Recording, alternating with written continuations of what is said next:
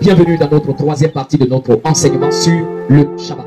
Alors, je vous parle maintenant des règles du Shabbat, les lois du Shabbat, ce qui est permis et ce qui est interdit dans le Shabbat. Donc, nous allons prendre un passage très long dans l'épée justicière où il est cité bien sûr les éléments qui sont interdits bien sûr le jour du Shabbat. Donc, nous prenons l'épée justicière, le chapitre 926 à partir du verset 1. La parole dit: quant au Shabbat, pour observer selon sa loi, nul ne fera de travail le sixième jour, à compter du moment où l'orbe du soleil, dans sa plénitude, demeure hors de la porte. Car c'est lui qui a dit: observe le jour du Shabbat pour le sanctifier. Donc la première règle du Shabbat, c'est que au sixième jour, c'est-à-dire le vendredi, au moment où le soleil est presque entré, alors en ce moment, on stoppe nos activités. Donc pour vous amener à comprendre, le Shabbat nous demande d'être prêt le vendredi à partir de 17 h. On a fini de travailler, on a fini de préparer, la maison est essuyée, l'eau est puisée, tout est propre. Parce que ce jour-là, on ne fait pas d'activité. Donc le sixième jour, le vendredi à partir de 17 h, on ne fait plus d'activité. On doit mettre fin à nos activités. Ça, c'est la règle qu'il faut comprendre. Ah, on avait vu dans d'autres passages, il a dit: faites bouillir ce que vous avez fait bouillir et vous n'allumerez pas le feu. Alors voilà, c'est là important. Alors également le verset 2 nous dit: le jour du Shabbat, personne ne prononcera des paroles vulgaires vaines. Le jour du Shabbat, on ne prononce pas des paroles vulgaires. C'est pas le jour du Shabbat que tu viendras parler du sexe. C'est pas le jour du Shabbat que tu viendras parler des choses de perversion. Et également on dit: on ne parle pas des choses vaines, c'est-à-dire tout ce qui n'entre pas dans l'obéissance du Shabbat. Alors ce sont des paroles vaines. On ne le prononce pas le jour du Shabbat. Alors le verset 3 nous dit: nul ne prêtera quoi que ce soit à son prochain. Le jour du Shabbat, on ne prend pas de crédit. Donc tu ne prêtes pas. Tu ne peux pas non plus emprunter. C'est interdit. Parce que si tu prêtes, tu viens de lier quelqu'un. Si tu empruntes, tu viens de te lier. Donc tout le monde doit être libre le jour du Shabbat. Alors il faut comprendre ça. Et nous continuons, le verset 4 nous dit: nul ne contestera sur les questions de richesse et de gain le jour du Shabbat. C'est pas ce jour-là que tu viendras parler d'argent, tu ne viendras parler de tes richesses, tu viendras parler du gain matériel. Non, on ne parle pas de ça. Et nous continuons, le verset 5 nous dit: nul ne parlera d'affaires, de travail et de labeur à faire le lendemain. C'est-à-dire, c'est pas dans le jour du Shabbat où tu vas venir tracer ton programme, les choses que tu dois faire. Ah, demain j'irai à tel endroit, demain j'irai faire ça. C'est interdit dans le jour du Shabbat. On ne le fait pas. On se comprend. Donc le verset 6 dit: aucun homme ne se promènera dans les champs pour faire le travail de son entreprise. On ne se promène pas pour aller travailler. Verset 7. Le jour du Shabbat, personne ne marchera hors de sa ville sur plus de 1000 coudées. 1000 coudées, ça fait 500 mètres. D'accord? Alors le jour du Shabbat, dans ta ville, tu ne dois pas sortir pour faire même 500 mètres. Le jour du Shabbat, on ne voyage pas. D'accord? On ne sort pas de sa ville 500 mètres ou soit de son village. On ne sort pas pour faire 500 mètres. Au-delà de 500 mètres, c'est interdit. Tu peux marcher 400 mètres, mais à partir de 500 mètres, c'est terminé. Tu ne peux plus avancer. Alors, on continue, verset 8. Chacun mangera le jour du Shabbat que ce qui a été préparé ou périssable dans les champs. Le verset nous dit: le jour du Shabbat, on ne mange pas toute la nourriture que quelqu'un a préparée dans le Shabbat. On mange uniquement la nourriture qui a été préparée à la veille, c'est-à-dire le vendredi. Il est interdit de manger si quelqu'un a préparé sa nourriture le samedi. C'est-à-dire du vendredi soir à partir de 18 h. Si quelqu'un prépare, on ne mange plus. Jusqu'au samedi, au coucher du soleil. Si quelqu'un prépare dans cet intervalle, il est interdit d'en manger. Alors il faut comprendre cela.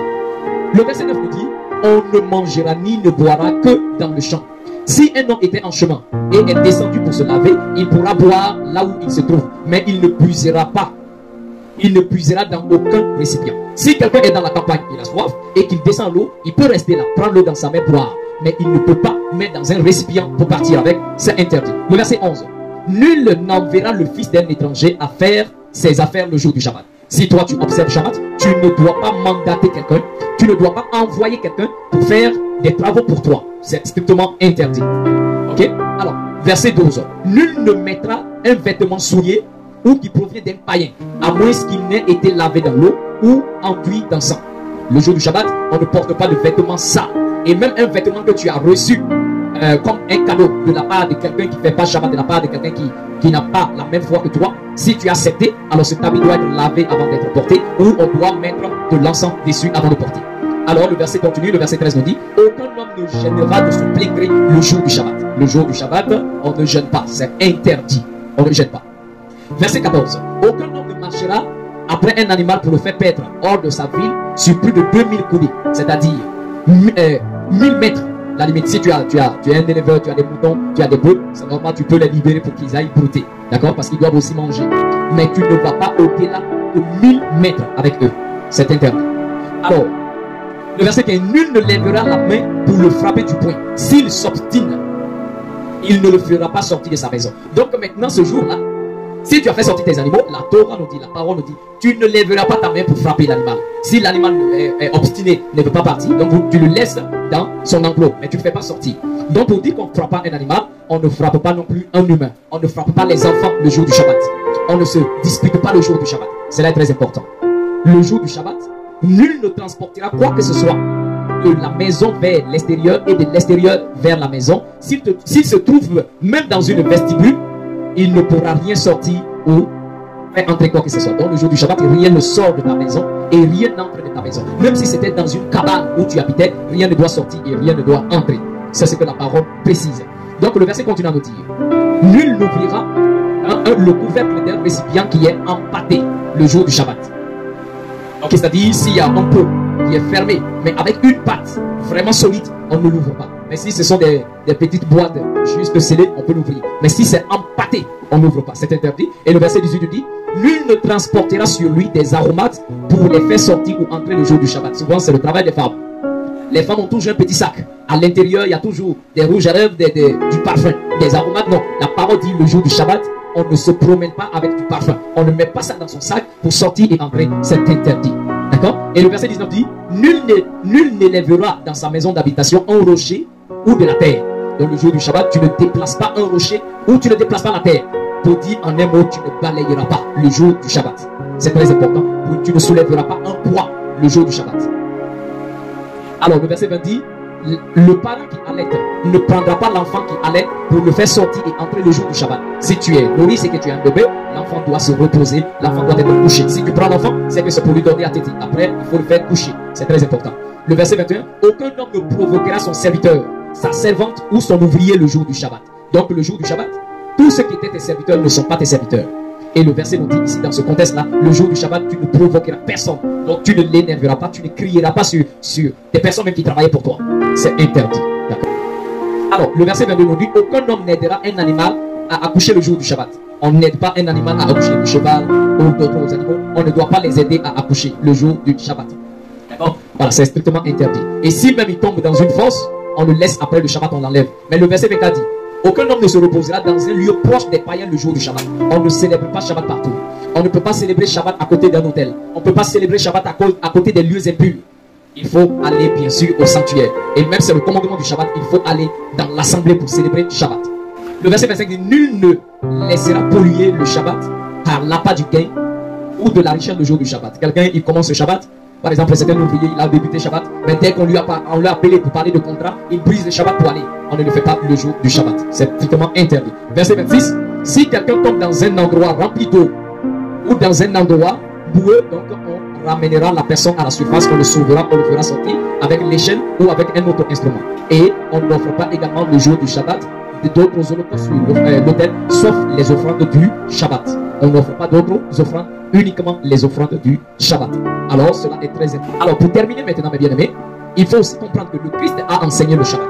Et le Christ a précisé que ceux qui n'observent pas le Shabbat seront châtiés par l'Éternel et ne verront jamais le Père éternel. Alors suivez-moi attentivement. Dans l'évangile authentique du Christ, ce n'est pas ces 4 évangiles pourris qui se trouvent dans vos Bibles. dans l'évangile authentique du Christ. L'épée justicière, le chapitre 1111, le verset 60. La parole dit, c'est le Christ qui parle. Je vous le dis, si vous ne gênez pas loin du monde et de ses mauvaises voies, vous ne trouverez aucune manière le royaume. Et si vous n'observez pas le Shabbat et ne cessez votre hâte d'amasser des richesses, vous ne verrez pas le Père au ciel. Donc dans le verset, le Christ dit, il faut gêner loin du monde, ainsi que de ses mauvaises voies. Mets-toi pas si tu veux gêner. Retire-toi et fais ton jeûne dans le secret. Et le Christ dit également, si vous n'observez pas le Shabbat, et si vous ne cessez pas de courir derrière les richesses, derrière l'argent, ainsi de suite, là, le Christ dit, vous ne verrez jamais l'Éternel. Vous ne verrez jamais le Père. Je crois que même il y a un verset dans votre vie qui dit, sans la sanctification, nul ne verra le Seigneur. Mais la sanctification, c'est l'action d'être saint, c'est l'action d'être mis à part. Et c'est par le Shabbat que le Seigneur nous met à part. Donc le Christ dit, si vous n'arrêtez pas de faire la course derrière l'argent le jour du Shabbat, et vous ne l'observez pas, vous ne verrez jamais le Père. C'est lui qui l'a dit. Et c'est dommage que ceux qui se disent serviteurs du Christ et ses pasteurs ont remplacé ce jour-là par le dimanche. Quelle abomination, mes bien-aimés. Alors, je prends un dernier passage avec vous également. L'épée justicière, le chapitre 1119, le verset 80. Et Yahushua vit un homme travaillant le jour du Shabbat. Et il lui dit, homme, si tu ne connais pas la loi en esprit, mais si tu ne le sais pas, tu es maudit et transgresseur de la loi. Donc le Christ dit à la personne quelqu'un qui travaille Shabbat, le Christ dit, si tu ne connais pas la loi dans ton esprit, mais si tu le sais, c'est que tu es vraiment maudit et tu es vraiment un transgresseur de la loi du fait que tu travailles aujourd'hui.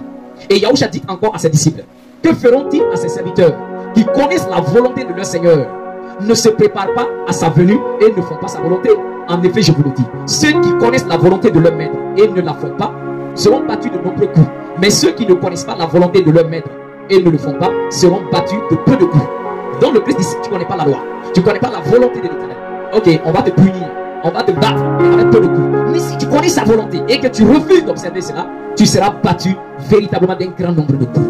Donc le Christ dit, si tu ne connais pas la volonté du Père, tu ne connais pas la loi, ok, tu seras châtié, mais avec miséricorde. Mais si tu connais la volonté de l'Éternel, tu sais qu'aujourd'hui on ne doit pas travailler ces Shabbats, et tu travailles, le Christ dit, tu es maudit et tu es un transgresseur de la loi, le fait que tu travailles aujourd'hui. Alors mes bien-aimés, ne pas observer le Shabbat attire la malédiction, dit le Christ bien sûr, attire la mort, la malédiction. Alors, vous aimeriez être parmi ceux qui auront la faim, leur faim maudite dans les enfers, ou vous voulez être de ceux qui seront bénis dans la félicité, dans le royaume des cieux. Alors, à vous de choisir. Que le Tout-Puissant vous accorde sa grâce et qu'il vous bénisse abondamment. Alors, je suis à la fin de mon enseignement et que le Tout-Puissant vous accorde sa grâce. C'était le Kohen Hanazi Nezeria et moi je vous dis Shalom, Shalom.